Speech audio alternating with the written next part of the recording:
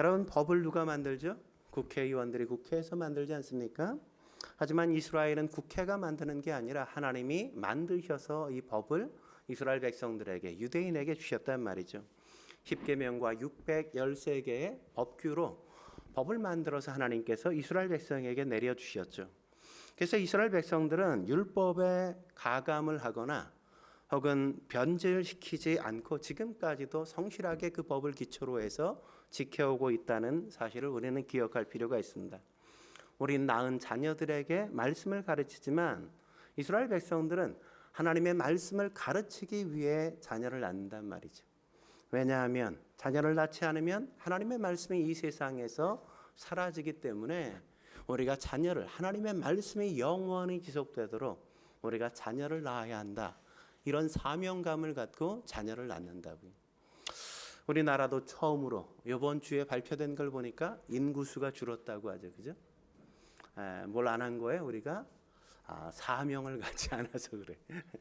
우리가 자녀를 낳아 하나님의 말씀이 계속 이어지도록 만들겠다. 이런 사명감을 갖고 우리가 자녀를 낳을 필요도 그래서 있는 겁니다. 하나님의 주신 이 법을 우리가 자세히 좀 분류해 보면, 나눠 보면 한 세 가지로 분류할 수 있어요. 첫째는 도덕법입니다. 우리가 지금까지 배웠던 십계명, 그걸 우리가 도덕법이라고 이야기할 수 있죠. 모든 시대 모든 사람들이 다 하나님의 법을 지켜야 하는 이유가 거기에 있는 겁니다. 둘째는 의식법이라는 게 있죠.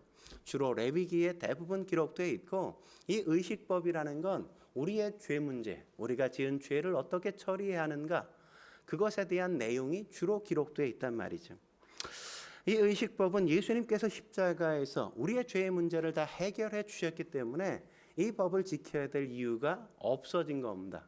그래서 우리가 양을 잡지 않고 소를 가지고 제사를 드리지 않아도 되는 거예요. 절기를 지키지 않는 이유도 그래서 그런 거란 말이죠. 하지만 우리가 이 의식법을 그래도 배워야 할 이유는 예수님이 우리의 죄를 어떻게 대속하셨는가, 그것을 알기 위해서 이 의식법이 여전히 우리에겐 의미 있는 거란 말이죠. 셋째, 오늘 우리가 배우기 시작하게 될 법은 시민법으로, 시민법이에요. 시민법. 이게 이제 출애굽기 21장부터 23장까지 그 내용이 기록되어 있습니다. 이 시민법은 당시 시대적인 정황에 맞춰져 있기 때문에 모든 시대 모든 인간이 반드시 다 지켜야 될 법은 아니란 말이죠. 하지만 그 정신만큼은 우리가 함께 가지고 있어야 돼요. 그 정신이 뭡니까? 사람이 어떻게 살아야 되는가? 하나님께서 기뻐하시는 사람들을 대하는 태도, 자세는 무엇인가? 그걸 우리가 기억하고 알 필요가 있단 말이죠. 그 원리가 뭡니까? 하나님께서 사람을 대하는 것처럼 사람들 역시 다른 사람을 대할 수 있어야 한다는 겁니다. 그래서 놀라운 게 뭐냐 하면 이 시민법을 가르치기 시작하시면서 첫 번째로 세운 법이 뭐냐? 바로 종의 제도에 대한 종의 법이란 말이죠. 종의 법. 이게 얼마나 파격적입니까? 대부분 법을 만들 때 뭘부터요? 기득권자들을 위한 법부터 세우잖아요. BC 18세기에 바벨론에서 만들어진 함무라비 법전을 우리가 살펴보면 그 조항이 282개로 되어 있는데, 노예 제도가 어디에 위치하냐? 마지막 끝부분 5개의 조항에 이 종에 대한, 노예 제도에 대한 법을 거기에서 언급하고 있어요. 마지막. 별로 중요하지 않으니까 끝에 가서 언급한단 말이죠. 그 마지막 282번째 조항이 뭐냐? 이런 겁니다. 노예가 주인에게 당신은 나의 주인이 아니다라고 말하면 그의 귀를 잘라버려라, 이렇게 돼 있어요. 그러니까 그 노예의 귀가 어떤가를 살펴보면 그가 주인에게 어떻게 행동했는지, 당신은 내 주인이 아니야 이렇게 대들었는지를 이 귀를 보면 확인할 수 있는 거겠죠. 그만큼 잔인했단 말이죠. 세상의 대부분의 법이 이렇게 맨 마지막에 노예제나 아니면 사회적 약자에 대한 법이 이렇게 존재하는데, 하나님은 그 과거에 가장 먼저 이 백성들에 대하여 법을 만들 때 최우선적으로 사회적 약자들에 대한 법을 먼저 제정하신 거란 말이죠. 왜요? 왜 그런 겁니까? 종은 그 당시에 사회적 약자 가운데도 가장 약자였기 때문에 그래요. 그들을 보호해주기 위해서, 그들을 배려하고 격려하기 위해서 먼저 그 사회적 약자의 삶을 지켜주려고 하셨던 겁니다. 오늘 본문 정말 그런지 같이 1, 2절 같이 읽어볼까요? 시작.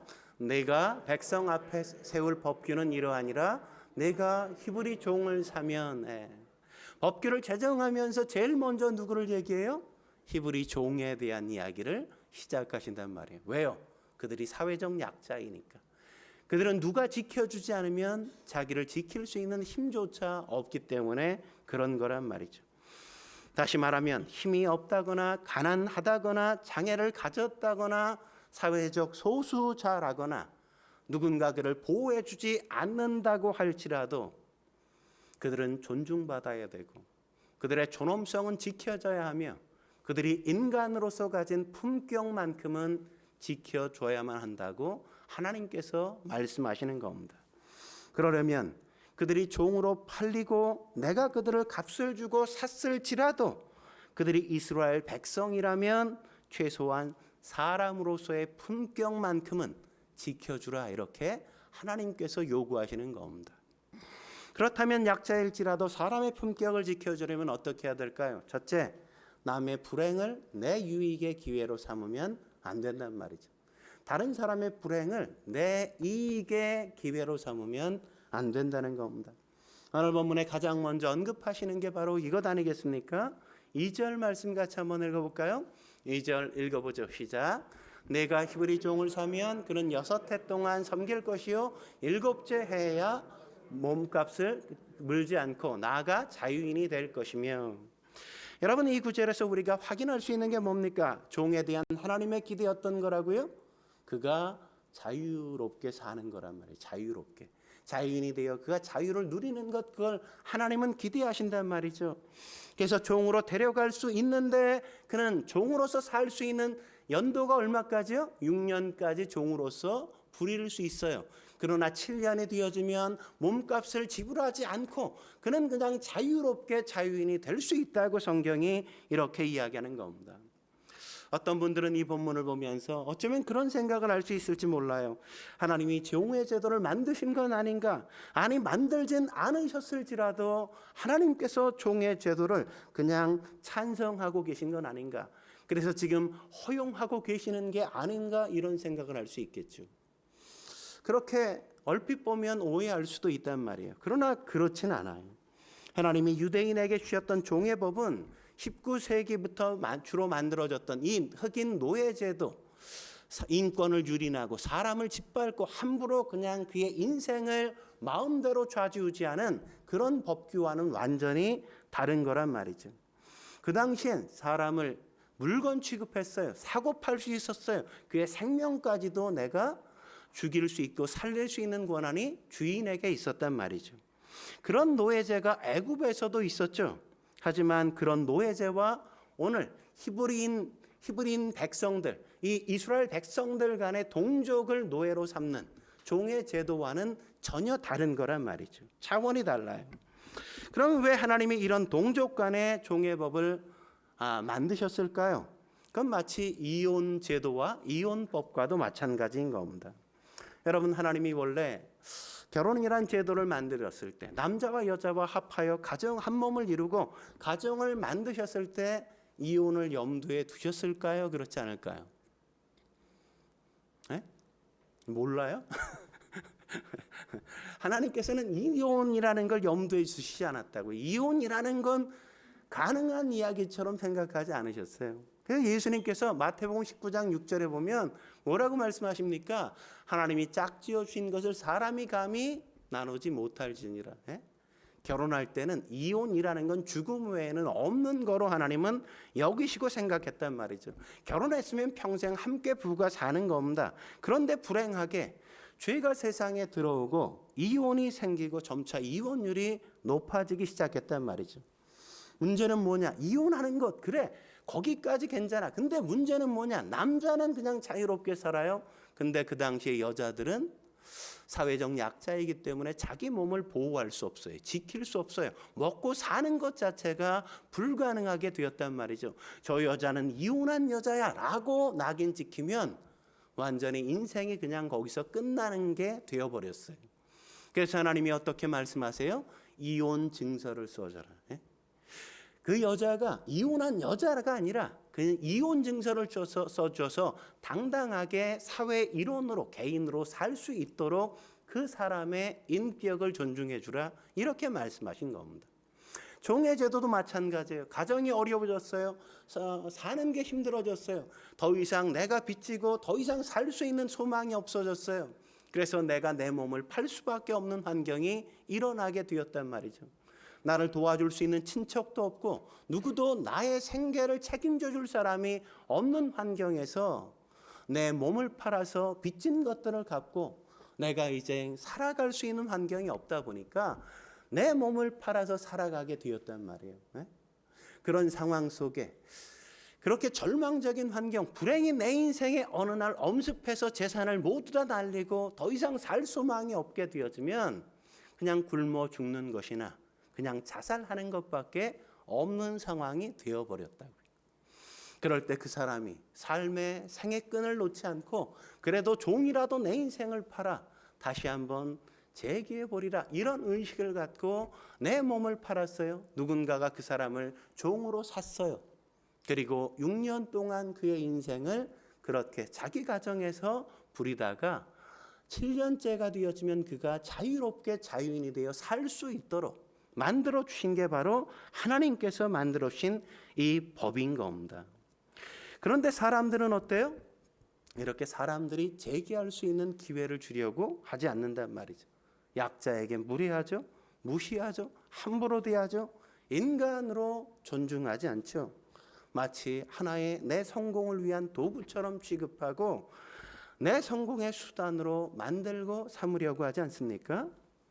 망한 사람을 노예로 사서 값싸게 일을 시켜 먹으면 더없이 좋다고 생각하고 한 번 부린 노예, 더 이상 자유롭게 만들어주지 않고 영원히 노예로 만들기 위해서 더 큰 빚을 지게 만드는 것, 그게 지금 우리 사회도 있잖아요. 크게 뭐 이렇게 돈 빌려줘서 막 고리대금업 하는 것처럼 그런 일들이 그 당시에도 있었다고요. 어떤 사람은 남의 회사를 망하게 만들고 그 회사를 인수해서 싼 값에 또다시 인수해서 비싼 값에 팔아버리지 않습니까? 그런 걸 우리는 M&A다 이렇게 이야기하잖아요. 나쁜 말로 하면 어떤 말입니까? 기업 사냥꾼인 거죠, 그죠? 사람을, 다른 존재들을 그렇게 나의 먹잇감으로 삼고 내 인생을 위해 이용해 먹는 것, 다른 사람의 불행은 전혀 의식하지 않고 내가 더 나은 삶을 살 수 있다면, 내가 더 높은 자리에 올라갈 수 있다면, 내가 더 부유해질 수 있다면 다른 사람의 불행은 얼마든지 상관없다, 이렇게 여기는 게 죄인된 인간의 본성이란 말이죠. 인간의 인간성을 짓밟고 더 많은 부와 더 많은 내 유익을 위해서는 사람들을 그렇게 마구마구 부릴 수 있다는 생각이 인간의 본성 속에 있습니다. 근데 여러분, 종의 입장에서 생각해 보십시오. 종이 되는 게 꿈인 사람이 있을까요? 내가 커가지고 나는 나의 이상은, 나의 비전은 종이 되는 거야, 이런 사람 있겠어요? 그런 사람은 없겠죠, 그죠? 살다 보니 원치 않게 빚을 지게 되고 어쩌다 본인이 책임질 수 없는 상황에 이르게 된 겁니다. 그런 상황에 본인에게도 얼마나 당혹스럽겠습니까? 자신의 삶에 대한 회의가 얼마나 컸겠어요? 누군가에게 빚을 지고 갚지 못했다는 게 얼마나 민망하고 미안했겠습니까? 그런데 그 미안함을 조금이라도 덜기 위해 내가 내 몸을 종으로 팔아 빚의 일부라도 갚고 내가 종으로 살겠다, 이렇게 다짐한 그의 인생은 얼마나 처절한 생에 대한 몸부림이겠습니까? 이스라엘 종은 이렇게 자발적으로 내가 종을 선택해서 종이 되겠다고 하는 사람들만 이스라엘에서는 종이 되는 겁니다. 결코 타의에 의해 강제적으로 누군가를 인신매매해서 종으로 부릴 수 없단 말이죠. 이런 점에서 이스라엘의 종은 서번트지 슬레이브가 아니란 말이죠. 노예가 아닌 겁니다. 하나님은 강제로 누군가를 종으로 부리기 위해 매매하는 것 자체를 금하셨단 말이죠. 출애굽기 21장 16절 같이 한번 읽어볼까요? 같이 읽어보죠. 시작. 사람을 납치한 자가 그 사람을 팔았든지 자기 수하에 두었든지 그를 반드시 죽일지니라. 내가 내 이익을 위해 누군가를 잡아다가 그냥 파는 것, 그 사람을 어떻게 하라고요? 죽여야 된다. 그런 사람. 사람을 인신매매하는 것, 사람을 수단화하는 것, 내 유익을 위해, 내 성공을 위해 사람들을 매매하는 것, 그런 것들은 존재해서는 안 된다고 하나님께서 엄하게 말씀하시는 겁니다. 사회적인 약자인 종일지라도 결코 그 불행을 내 이익으로 삼아선 안 된다고 엄하게 말씀하신단 말이죠. 그런 사람일지라도 그 사람의 인격, 그 사람의 품격을 만큼은 지켜주려고 노력해야 된다는 겁니다. 한 걸음 더 나아가 약자일지라도 사람의 품격을 지켜주려면 어떻게 해야 될까요? 두 번째, 다시 일어설 수 있는 계기를 만들어줘야 한다고요. 다시 일어설 수 있는 계기를 만들어 주어야 하는 겁니다. 그래서 이스라엘의 종은 영구적인 종이 아니라 일시적인 종이란 말이죠. 종으로 일하게 되는 최대한의 기간이 6년으로 제한해 놓고 무조건 7년째가 되어지면 자유롭게 풀어 놓아줄 수밖에 없는 상황으로 하나님께서 제한하셨다고요. 그래서 종으로 삼을 때 주인은 나중에 헤어질 결심을 하고 그리고 헤어질 계획을 미리 세우어서 7년째까지 하나하나 잘 준비해서 그 사람이 재기할 수 있도록 도와주는 역할을 하게 요구하시는 겁니다. 그런데 여기서 중요한 게 뭘까요? 사람들이 내가 7년째가 됐어. 종으로 부리다가 놔줬어. 자유로워졌어요. 자유인이 됐어요. 그러면 정말 자유롭게 막 살 수 있을까요? 살 수가 없죠. 왜요? 빈손인데 몸 하나 달랑 나가면 그냥 내가 사라져요. 자유롭게? 살 수가 없잖아요. 그래서 하나님께서 뭐라고 말씀하세요? 6년간 일한 종을 그냥 빈손으로 내보내지 말라 이렇게 하나님께서 법으로 제정해 놓으셨다고요. 정말 그런지 신명기 15장 13절 14절 같이 읽어볼까요? 같이 읽겠습니다. 시작. 그를 놓아 자유하게 할 때에는 빈손으로 가게 하지 말고 내 양 무리 중에서와 타작 마당에서와 포도주 틀에서 그에게 후히 줄지니 내 하나님 여호와께서 내게 복을 주신 대로 그에게 줄지니라. 여러분 어떻게 하라고 말씀하세요? 소극적으로는 빈손으로 내어보내면 안 된다 이렇게 말씀해요. 빈손으로 내어보면 안 된다. 그래서 빈손으로라는 말씀은 단순히 손에 뭔가를 쥐어줘서 내보내라 이런 의미가 아니라 종이 그동안 자신이 보냈던 6년간의 종으로서 살아온 삶에 대해서 나는 헛되게 산 것 같아. 나는 너무 허무하게 산 것 같아. 그렇게 생각하지 않도록 그렇게 대해줘야 된다. 이런 말씀이에요. 그래서 적극적으로 어떻게 하라고요? 양무리 가운데서 다장마당 틀에서 그리고 포도주 틀에서 그에게 후히 줘야 된다. 이렇게 말씀하지 않습니까? 여기서 후히 주다는 말은 목걸이를 만들어 걸어줘라 이런 거예요.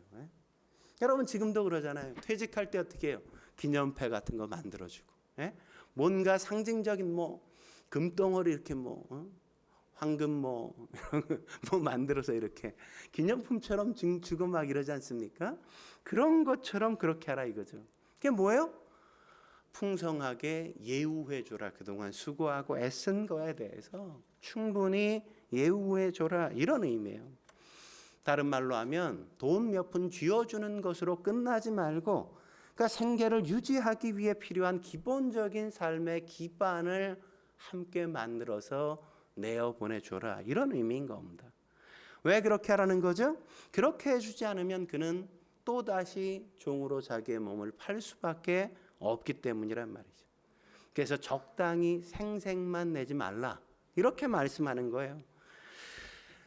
이게 뭐예요? 여기서 퇴직금 제도가 아마 나온 것이고 직업 재교육과 같은 제도가 아마 여기서 시작되지 않았을까? 저는 그렇게 생각해 봅니다. 그런데 여러분, 이렇게 해주는 게 쉬울까요? 어려울까요? 네? 우리 은하자매, 쉬울까 어려울까? 내가 직원 하나가 나간대. 이렇게 막 해주려고 마음은 뭐 그럼 좋겠는데 해주기 쉽지 않아. 예? 어렵죠, 그죠? 우리가 벌 때는 악착같이 벌잖아요, 그죠? 조금 더 직원이 게으름을 피우는 거 우리가 잘 용납이 안 되잖아요. 정시에 출근해야 되는데 조금 늦게 출근해. 정시에 퇴근해야 되는데 이 사람이 그냥 일찍 가. 일하는데 자꾸만 게으름을 피워 이러는 거 잘 저도 눈을 뜨고 잘 못 보거든요. 그런 거. 그래서 요새 보면 어떤 일들이 많아요. 뭐 식당 같은 데도 카페 같은 데도 감시 카메라를 설치해 놓고 그 사람이 제대로 일하나 이런 것들을 감시하고 막 이러는 모양이 우리 안에 얼마나 많이 일어납니까? 그런데 그가 퇴직할 때는 어때요? 그가 그만둘 때는 어때요? 충분히 그가 수고한 것에 대해서 예우해 주려고 합니까? 그동안 애썼다. 그동안 힘들었지. 그동안 이렇게 수고해줘. 너무너무 고마워. 이런 마음을 갖고 그가 나가더라도 자유롭게 더 잘 살 수 있도록 축복하는 마음으로 그렇게 잘 대우해 주고 예우해 주려고 합니까? 그러지 못한단 말이죠. 그렇지 못해요. 일에 대한 충분한 보상이 아니라 정당한 보상조차 해주는 걸 쉽게 하지 못하고 있는 게 인간의 죄된 본성이란 말이죠. 그래서 하나님이 뭐라고 말씀하세요? 신명기 15장 14절 하반절에 보면 이런 말씀을 하시죠.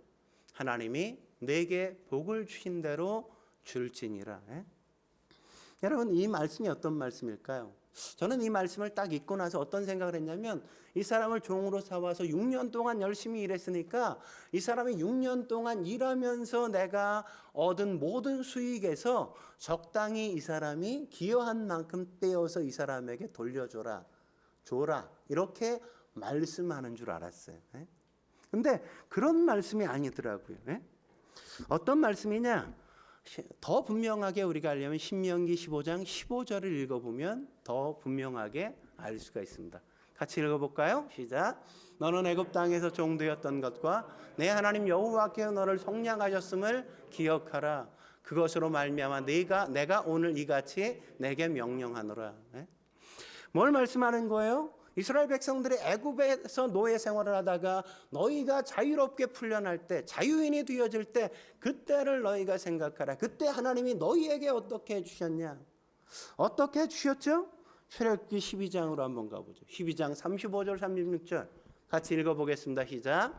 이스라엘 자손이 모세의 말대로 하여 애굽 사람에게 은금 패물과 의복을 구하매 여호와께서 애굽 사람들에게 이스라엘 백성에게 은혜를 입게 하사 그들이 구하는 대로 주게 하심으로 그들이 애굽 사람의 물품을 취하였느니라. 어떻게 하셨어요? 그들이 애굽에서 나올 때 애굽 사람에게 가지고 자기가 원하는 건 뭐든지 다 가서 요구하고 그것을 달라고 하도록 요구하셨다고요. 그러면 그들이 줄 수밖에 없는 환경을 하나님이 만들어 주셨어요. 우리가 좀 쌀이 필요한데 쌀 좀. 우리가 좀 용돈이 필요한데 뭐 몇 푼만 좀 빌려줘. 뭐 이 정도가 아니라 그래서 옷도 달라고 막 이야기하고 뭐까지 요구해요? 그들의 생계에 필요한 게 아닌 은금 패물까지도 마구마구 내게 필요한 걸 그냥 막 달라 그래서 그 모든 것들을 가지고 나왔다고요. 충분히 내가 혼자 먹고 살 수 있는, 내가 자립하고 내가 살아가는데 불편함이 없는 정도로 모든 것들을 다 요구해서 내가 그것들을 얻어서 가지고 나왔다고요.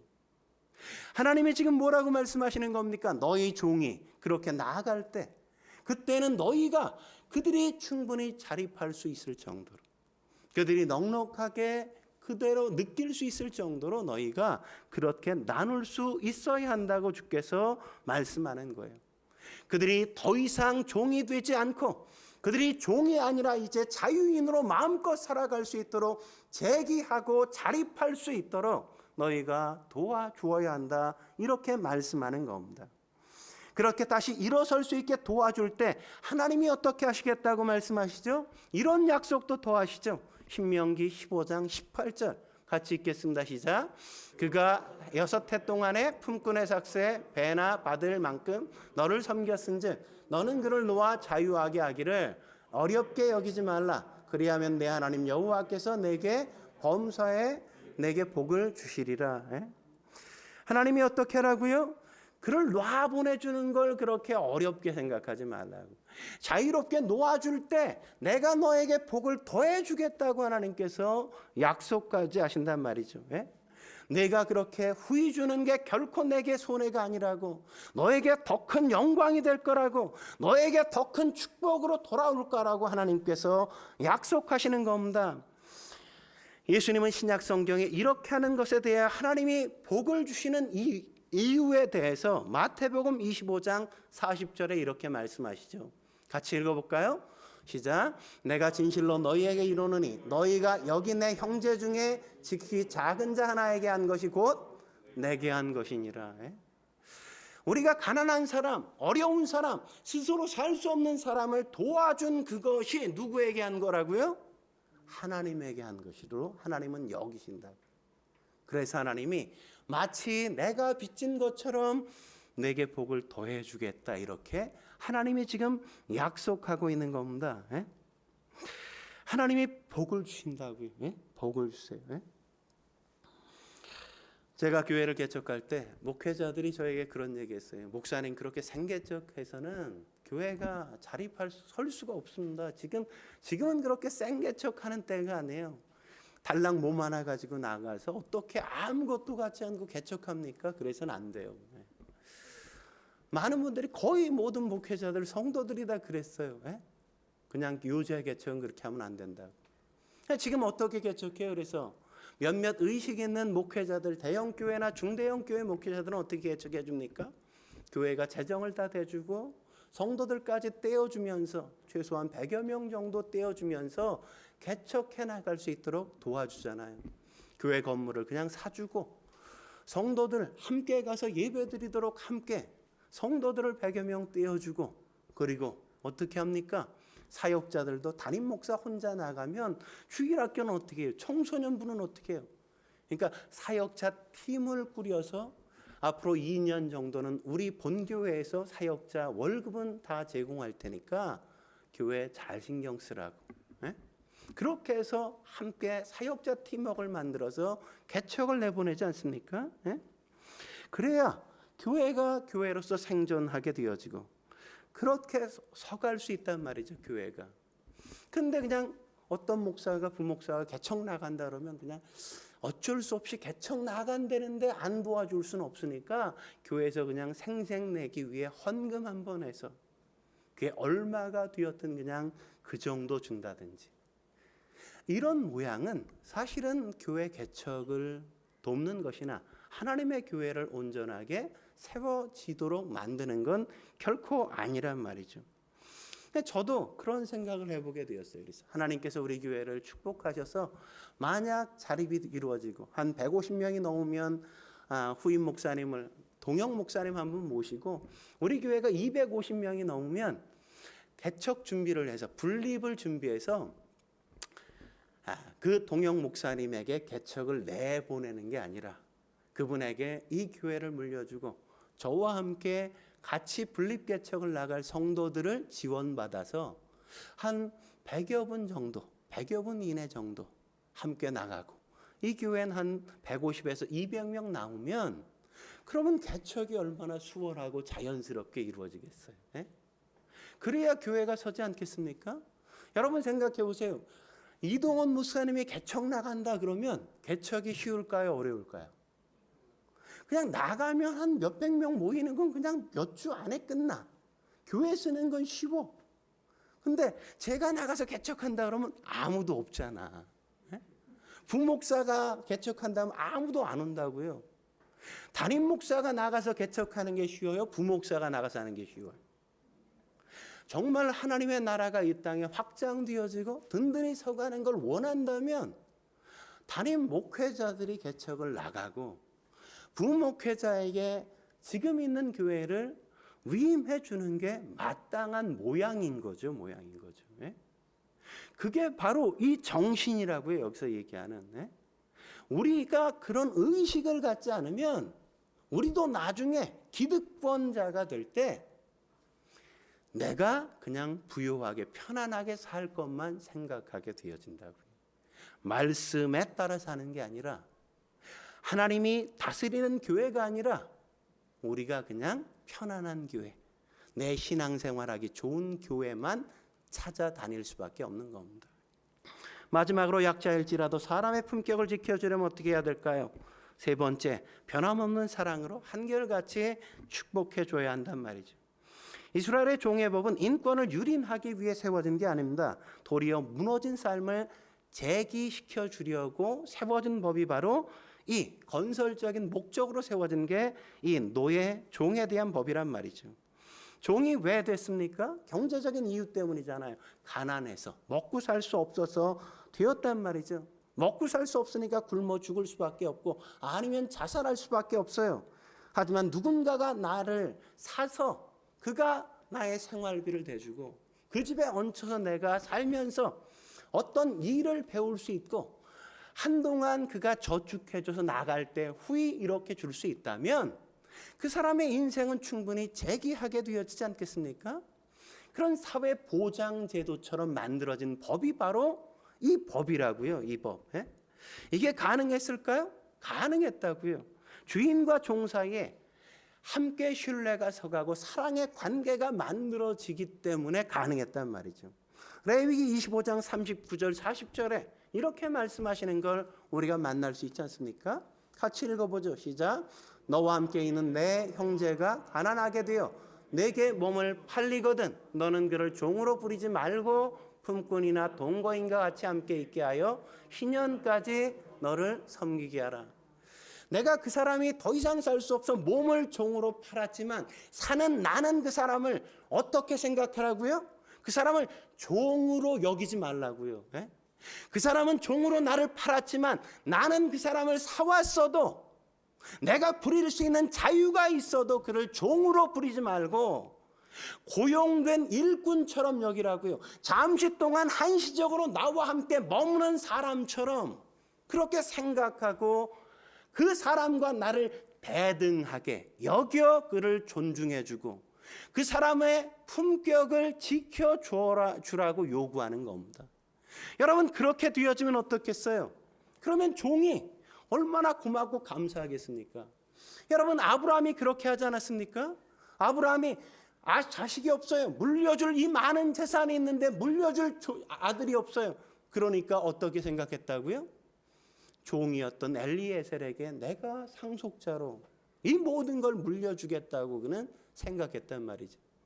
엘리에셀은 종이었지만 아브라함에겐 단순히 그가 종이 아니었어요. 가족이었어요. 내 전 재산을 물려줄 아들과 같은 존재였다고요.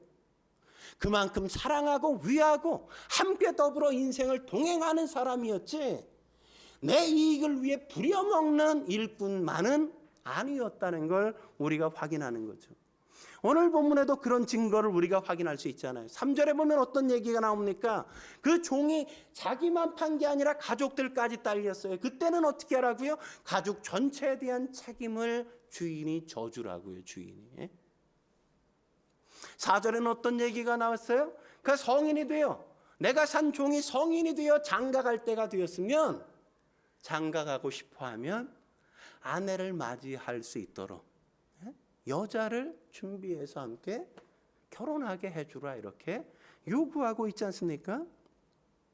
단순히 종이 아니라 나와 대등한 하나의 인간으로서 존중해주고 그가 그 연령대 경험해야 될 그 모든 것들을 함께 할 수 있도록 도와주는 게 주인이 해야 될 책임이라고 주께서 말씀하시는 겁니다. 그게 바로 사람의 품격만큼은 지켜주는 거란 말이죠. 그렇게 주인이 종이 종사를 하는 동안 그 사람의 품격, 인격을 존중해 주자 어떤 일이 일어났다고 하죠? 5절 말씀 같이 볼까요? 5절 읽겠습니다. 시작. 만일 종이 분명히 말하기를 내가 상전과 내 처자를 사랑하니 나가서 자유인이 되지 않겠노라 하면 어떤 일이 있는 겁니까? 내가 이제 7년째가 되어 자유를 누릴 수 있어요. 나가서 마음껏 살 수 있어요. 근데 그가 뭐라고요? 저 자유인이 되지 않겠습니다. 제가 살아있는 동안 당신의 종으로 영원히 살겠습니다. 이렇게 그가 결심하는 일이 있는 거라고. 왜 그런 결심을 했어요? 주인을 사랑하기 때문에, 주인을 존경하기 때문에, 주인만큼 나를 존중해주고 나를 사랑해주고 나를 사람답게 인정해주고 대해준 사람이 없기 때문에 나는 당신과 당신에게 영원히 메인 존재가 되겠습니다. 이런 결심을 하게 되었다고요. 예? 주인이 어떻게 대한 겁니까? 그를 그냥 종이 아니라 나의 이웃처럼 대한 거죠. 예수님이 말씀하신 것처럼 하나님을 사랑하고 내 이웃을 내 몸처럼 사랑하라 하신 것처럼 그렇게 자기처럼 여긴 거란 말이에요. 여긴 거. 예? 예수님이 뭐라 그럽니까? 선한 사마리아인의 비유에서 강도 만난 자 이야기를 하면서 이 강도 만난 자에게 누가 그의 이웃이겠느냐 이렇게 묻지 않습니까?